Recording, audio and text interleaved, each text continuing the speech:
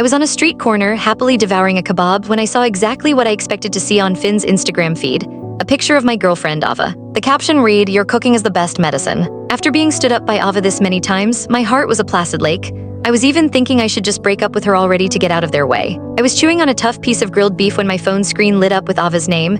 It was just slowing down my kebab consumption. I was about to ignore it, but the side of my hand brushed against the screen and accidentally answered the call. Guess I had to deal with this. Yeah, I said. Ava's voice was breezy, completely normal. Hey, something came up at the office. Sorry I had to bail on you again. I'll make it up to you, I promise. I bit off the last piece of beef and picked up a grilled mushroom skewer. Right, got it, no worries. A hint of suspicion crept into her voice. Where are you? I glanced around at the bustling, noisy street. The Empyrean, our original destination, was definitely not this loud. Oh, I was craving some street food, so yeah, the grilled mushrooms were perfect. Her voice sharpened with annoyance. You just decided that on your own? I pulled strings to get that reservation. Not showing up makes me look bad. What am I supposed to tell my friend? Why not just tell her the real reason you couldn't make it? I'm sure she'd understand. The real reason? What are you implying now? I sighed. Is Finn feeling any better? Her voice dropped, laced with a guilt she couldn't quite hide. How did you know? No, that's not it. Let me explain. Don't bother, I get it, I said, cutting her off. My kebab's getting cold. Talk later. I hung up.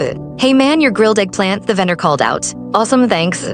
Garlic roasted eggplant, my absolute favorite. As for why Ava ditched me, it didn't take a genius to figure it out.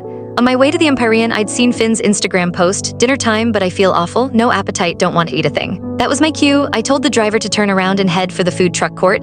It was practically a conditioned response by now. Ever since Finn entered the picture, he'd always been her #1 priority. Finn was a fresh-faced intern at Ava's company, full of youthful energy. Ava's opinion of him had morphed from, he's so incompetent, I'm tempted to fire him every day, to he's actually trying really hard and he hasn't had it easy. I knew then that she was falling for him. Soon enough, any little problem Finn had in his life, Ava would be the first to rush in and solve it.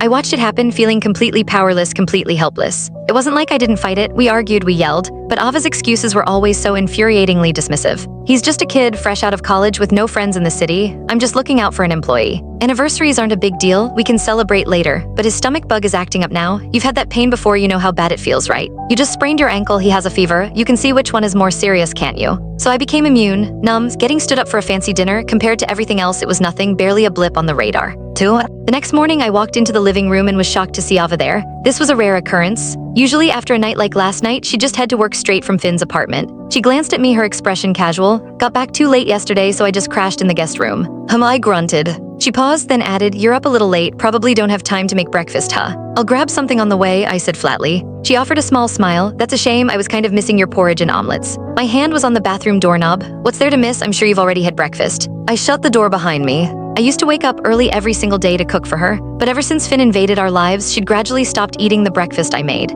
Click the link on the homepage to watch the full follow-up for free.